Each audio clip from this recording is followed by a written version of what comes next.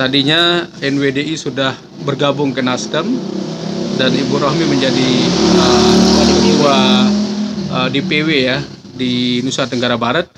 Nah, NW Anjani sekarang menjadi PR besar. Mereka kemana begitu? Selamat datang di New Perspective.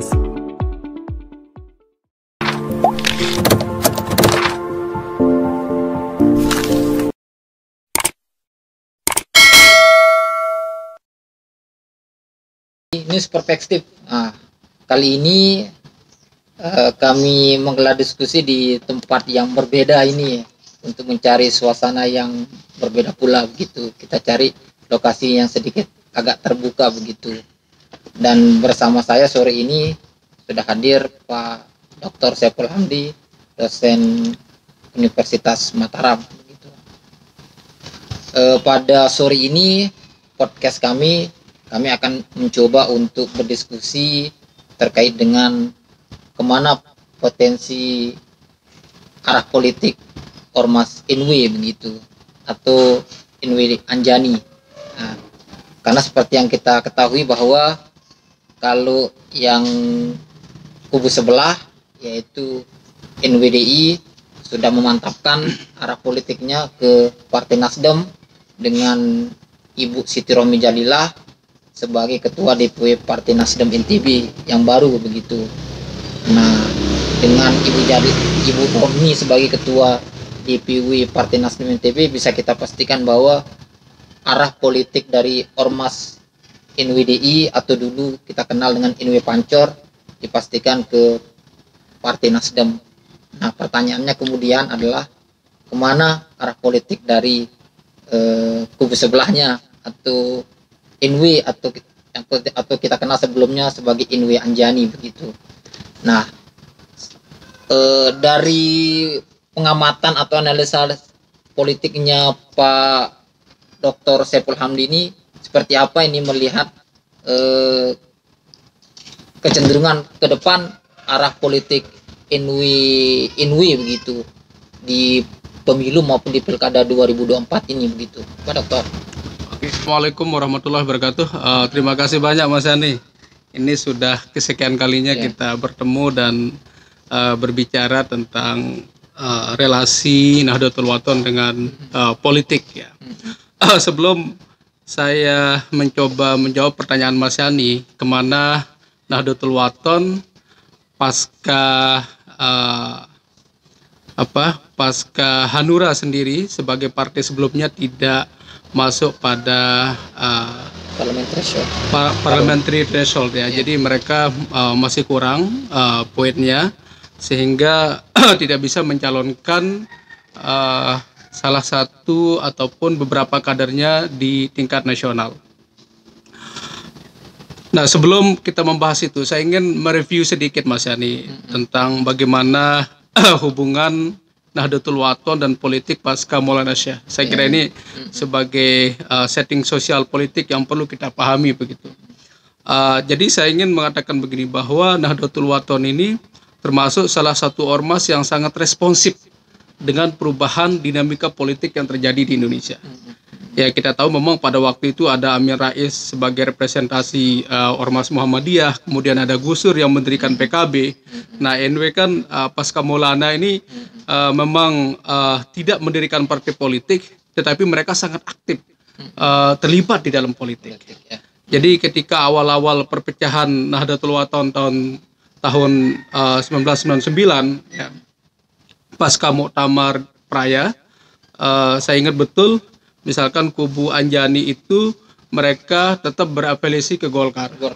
Sehingga Umuna pada waktu itu Umi Hajah Siti Rehanun, beliau menjadi anggota dewan, kalau nggak salah anggota MPR di pusat. Nah, sementara di Pancor sendiri mereka bergabung dengan partai PRD ya, dan tidak memiliki wakil pada waktu itu. Artinya yang dari Zuriat. Nah, kemudian periode selanjutnya NW Pancor bergabung dengan PBB, lalu kemudian NW Anjani bergabung dengan partainya Dai Sejuta Umat, Kiai Zainuddin MZ ya. Jadi beliau pernah ke Anjani dan sama-sama partai ini partai baru yang sangat fresh dan kedua NW ini mendominasi di sini. Artinya mereka yang memegang kendali begitu untuk menjadi pengurus terutama di tingkat provinsi sampai di cabang-cabang ya. Ini saya kira salah satu kelebihan NW pada waktu itu. Nah, pasca itu setelah keduanya juga gagal ya. Ini karena di pusat mereka tidak mencapai suara ambang batas ya yang diharuskan oleh Dewan pada waktu itu, sehingga NW kemudian cukup panik juga kemana mereka berlabuh begitu. PBB kemudian secara kebetulan ya TGB merapat ke Demokrat ya. Padahal waktu itu beliau nggak dukung SBY pada waktu itu. Beliau kemudian gabung ke Demokrat, kemudian Anjani, mereka kalau tidak salah, nah ini banyak partainya setelah itu ya. Jadi ada yang ke PKB, kemudian ada yang ke Hanura, kemudian ada yang ke PAN juga. Nah ini sudah mulai kemana-mana begitu. Nah, apa yang bisa kita ambil di sini Mas Yani, bahwa kesadaran politik ya dari Ormas Islam Nahdlatul Wathon ini luar biasa. Ya, jadi bagaimana mereka kemudian punya tanggung jawab ya terhadap pengabdian kepada bangsa begitu, sehingga mereka harus terlibat di dunia politik. Saya kira ini juga sangat sesuatu yang valuable lah yang kita hargai dari Ormas Nahdlatul Wathon. Catatan saya juga Mas Yani bahwa relasi organisasi ya Ormas NW dengan politik ini sangat dinamis ya. Mereka tidak harus di satu partai ya. Artinya mereka bisa beralih ke partai lain ya, bisa dikatakan oportunis juga begitu. Bisa dikatakan oportunis, siapa yang berkuasa di sana mereka kemudian berafiliasi, tapi ya namanya kepentingan politik ya, who care begitu kan. Karena di Indonesia ini nggak ada bedanya partai politik, semua ideologinya sama begitu, mau yang nasionalis, mau agama, semuanya Pancasila kan. Jadi nggak ada yang berbeda. Nah, nah dinamika pasca Islah ini saya kira juga menjadi sorotan penting ya. Tadi Mas Yani menanyakan kemana NW ya. Tadinya NWDI sudah bergabung ke Nasdem dan Ibu Rohmi menjadi ketua DPW ya di Nusa Tenggara Barat. Nah, NW Anjani sekarang menjadi PR besar. Mereka kemana begitu? Karena kita tahu partai yang mereka masih usung di sana, yang kemarin itu Partai Hanura. Walaupun ada kadernya yang ke PKB, ada juga yang ke PAN. Saya kira ini persoalan kepentingan pada waktu itu untuk mencalonkan diri. Sayangnya karena mereka tidak duduk di dalam satu partai, ini kerugian besar. Kenapa saya katakan kerugian besar? Bayangkan kayak kasusnya Umi Yakut misalkan ya, beliau kan di PBB ya.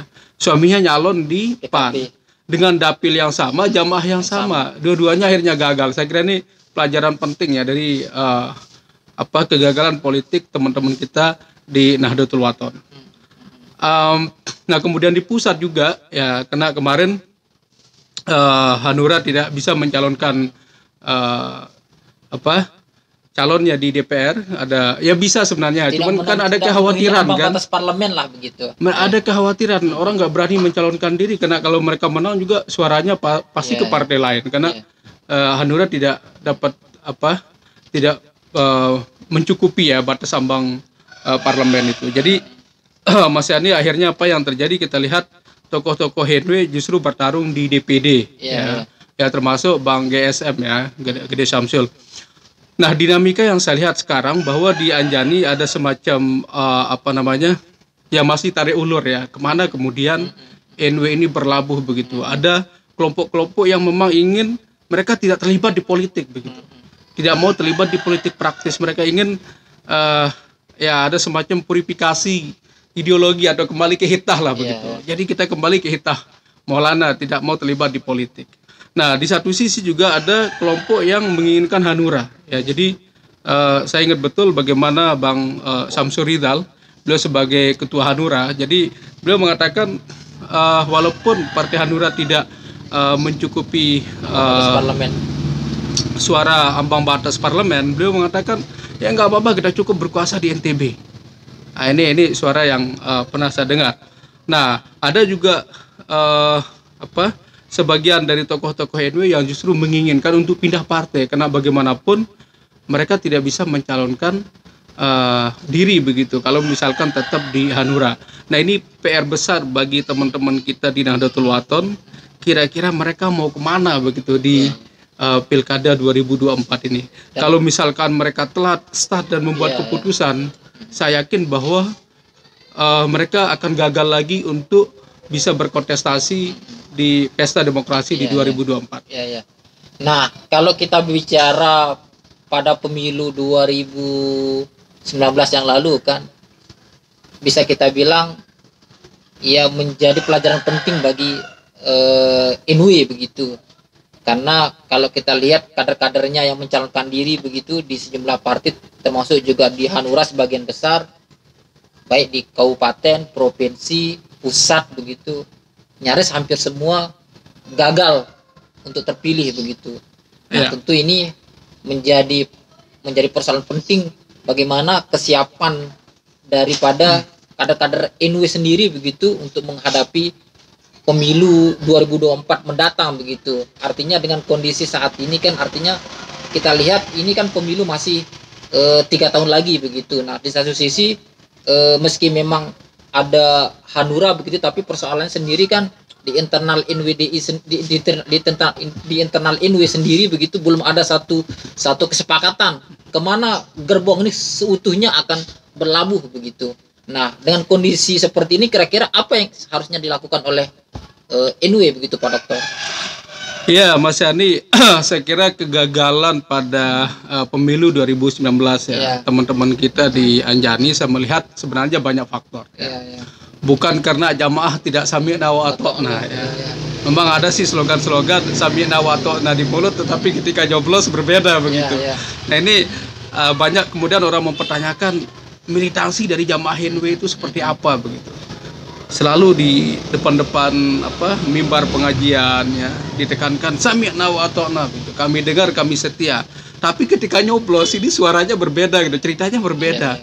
Jadi jamaah kita ada semacam ya, kalau saya tidak mengatakan pengkhianatan politik ya, tetapi mereka justru punya pilihan lain begitu. Bukan kemudian mengikuti komando dari Ketua Umum PBNW ya. Nah, catatan-catatan kita tadi Mas Yani ketika NW digagal di 2019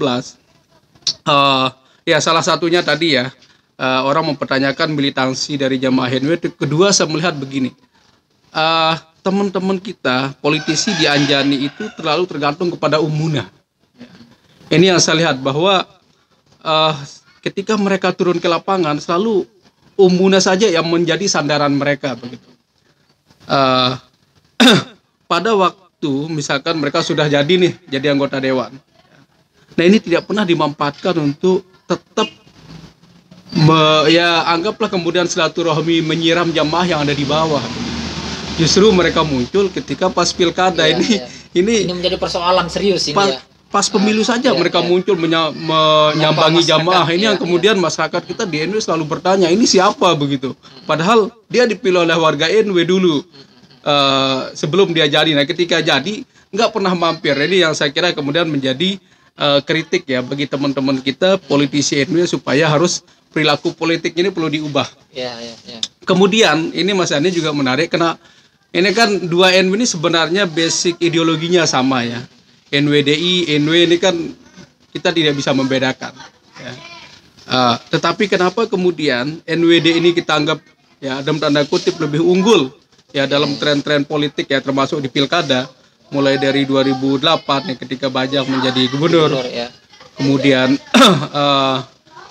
Sukiman Azmi menjadi bupati. Nah, ini selalu orang mengatakan NWDI lebih unggul daripada NW di dalam politik. Karena begini Mas Hen, ini catatan lagi-lagi saya kan banyak riset di lapangan ya. Jadi kembali lagi pada perilaku politisi kita. Jadi di Anjani itu kadang-kadang saya tidak melihat bahwa ada keberanian di dalam pengorbanan mereka begitu untuk politik itu. Bayangkan jamaah disuruh buat kaos, disuruh nyumbang baliho ini kan, sementara calon lain menyiram begitu kan dengan uang, dengan apa. Ini calon kita minta jamaah buat baliho begitu. Ini kan sangat lucu begitu. Sementara jamaah kita udah cerdas, ini kok Anda ini kita mau dukung malah suruh kita yang berkorban kan begitu. Ya. Akan tetapi bagaimanapun ya, suara NW tetaplah ada bonusnya ya. Bonus demografi politik ya, kalau misalkan menurun ya tidak turun drastis lah bagaimana militansi jamaah NW itu. Jadi langkahnya Mas Yani saya lihat perlu konsolidasi internal dari tokoh-tokoh di NW ya, terutama di NW Anjani. Bagaimana kemudian mereka memutuskan ya idealnya mereka harus ke satu partai ya. Karena ya kita tidak bisa pungkiri ya, misalkan GSM ya, Gede Samsul, beliau punya kontribusi besar ya di Anjani itu. Beliau banyak nyumbang bis ya. Teman-teman mungkin bisa lihat di media kalau kalau kita perhatikan. Beliau banyak menyumbang alat ya. Jadi kalau nggak ada beliau sekarang ini ya Anjani juga seperti kehilangan induk begitu. Mereka tidak punya lagi tokoh yang bisa ya menjadi harapan mereka lah untuk di pusat. Ini saya kira sangat sayang sekali kalau misalkan pengurus PBNW itu diam melihat kondisi ini. Jadi mereka harus segera memutuskan untuk mau kemana NW ini dibawa begitu.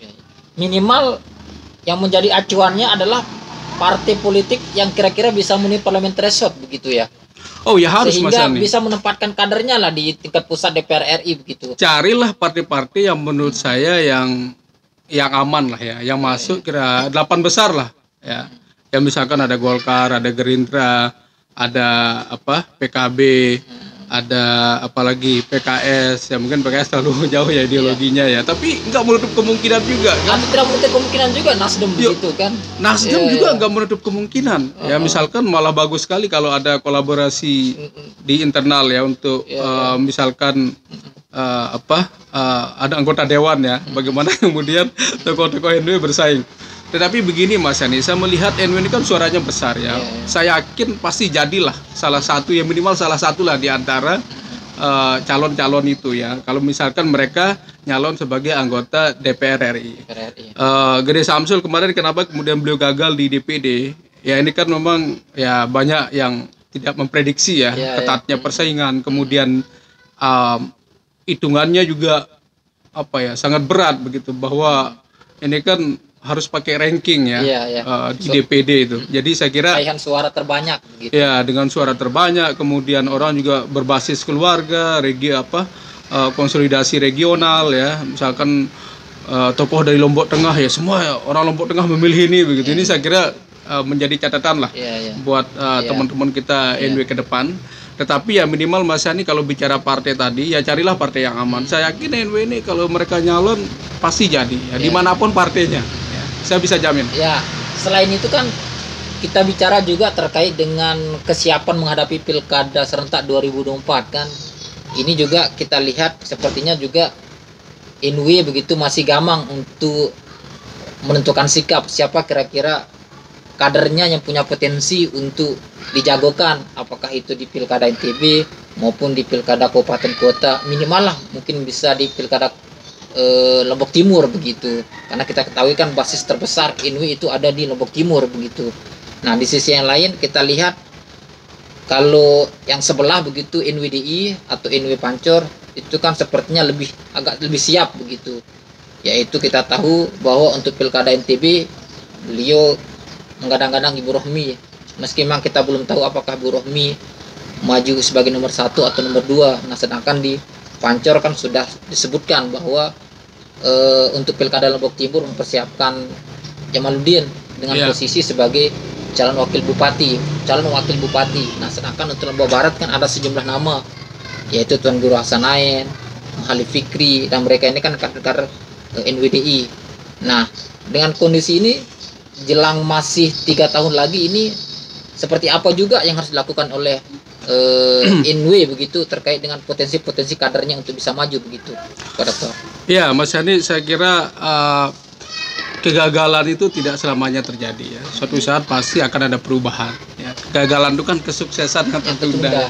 Kalau misalkan teman-teman kita di NW sementara ini gagal pada pilkada, ya pilkada sebelumnya, ya why not we try again kan. Jadi kita coba lagi untuk kedepannya begitu. Misalkan siapa yang akan dicalonkan. Ya, tidak perlu trauma lah menurut saya. Apalagi untuk konteks Lombok Timur, Mas Yani. Ya baik NWDI maupun NW ini harus membuka ruang dialog. Jangan kemudian khawatir ya, atau justru bergabung dengan incumbent. Ini kekhawatiran saya karena saya lihat foto Pak Rubaksi udah kemana-mana bersama NW Pacor, bersama NW Anjani, dan dua-duanya mengklaim ingin mencalonkan sebagai wakil. Ini kan perhara politik ini. Kenapa kemudian NW nggak berani tampil? Ini kan basis kita di sana, ya nggak? Ini catatan kita ya, Pak Sukiman menang juga dipilih orang NW, bukan orang tidak NW yang memilih beliau. Untuk sekelas Lombok Timur, NW tidak kekurangan kader kan, di situ ada Gede Samsul, dan saya lihat beliau layak lah untuk maju sebagai calon Bupati Lombok Timur begitu. Ya. Kalau bicara power, saya kira Gede Samsul ya. Artinya beliau punya ketegasan ya. Beliau punya sense politik ini yang selalu saya katakan, GSM ini saya kira figur yang bisa dijual begitu dibanding yang lain ya, kayak ada Lali Akut. Tapi saya kira dibanding GSM punya nilai poin yang lebih. Ya. Nah, kenapa kemudian tidak diwacanakan GSM berpasangan dengan Pak Jamaludin misalkan ya? Kita coba bertaruh lah, NW ini sekali-kali NWDI, NW pasang calon yang sama begitu. Tidak harus misalkan karena egoisme kita ya, harus kemudian mesti arogansi kita, masih ada permusuhan ya dengan kasus yang ada. Cobalah kita coba membuka lembaran baru ya. Bagaimana kemudian NW ini bisa berkolaborasi untuk kolaborasi politik khususnya di Lombok Timur. Saya kira ini percobaan yang besar, dan saya yakin bahwa ya tokoh-tokoh kedua NW juga ya, NWDI ya harusnya tetap membangun komunikasi, tidak harus saling berlawanan begitu Mas Yani. Karena sayang gitu loh kalau misalkan orang lain lagi yang menjadi nomor satu. Kita testing lah ya. Kalau gagal ya it's okay kan. Nah ini kan kita tahu bahwa sekarang kan sudah misalnya kita bilang sudah ada win solution lah gitu dari konflik NW yang berkepanjangan. NW di Anjani, NWDI di Pancor begitu, dan kondisi ini kan sudah clear begitu. Nah, kenapa tidak pemilu 2024 dan pilkada 2024 ini menjadi testing awal begitu, bagaimana kolaborasi dua ormas ini untuk sama-sama tampil di pentas politik terutama di pilkada begitu, Pak. Iya, Mas Yani, itu yang mungkin pernah kita diskusikan kemarin ya, bagaimana kemudian NW dan NWD ini pasca islah ya. Kalau kita bicara islah ini artinya kan sudah baikan lah ya. Kalau orang berumah tangga itu rujuk lah istilahnya, udah rujuk ya, walaupun nggak nikah lagi gitu kan. Jadi rujuk ya, bisa saling berkomunikasi, bisa membangun kerjasama. Makanya seringkali saya katakan, kalau saya sangat yakin dengan teorinya Bloomfield itu, bahwa islah ataupun rekonsiliasi tidak harus orang dalam satu rumah, tidak harus dalam satu organisasi ya. Tetapi apa yang perlu kita lakukan sekarang menjadi tetangga yang baik, bisa berkomunikasi. Ini kan yang diajarkan oleh agama kita kan. Tidak harus kemudian kita memendam dan memperpanjang yang mungkin dilarang juga oleh agama begitu kan. Nah ini saran kita, bagaimana kemudian kedua tokoh NW ini mencoba pasca islah ini seperti apa. Seharusnya ada progres lah ya, termasuk komunikasi. Walaupun kita lihat di media ini kan lagi gencar-gencarnya nih, NWDI juga konsolidasi di bawah, NW konsolidasi di bawah di mana-mana ya. Misalkan kemarin saya lihat RTGB ke Papua, ke Aceh ya, kemudian Kalimantan. Ini kan punya basis masing-masing nih. Kalau NWDI saya lihat mereka lebih banyak di Jakarta, kemudian di Jawa Barat ya. Ini bisa kita petakan ya, bagaimana basis mereka di Indonesia begitu.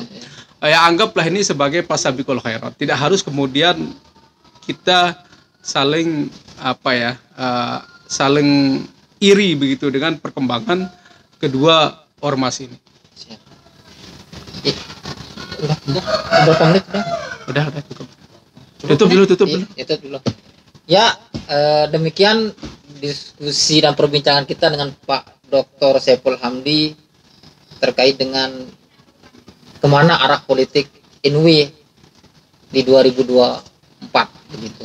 Sampai berjumpa lagi di news perspektif yang lain.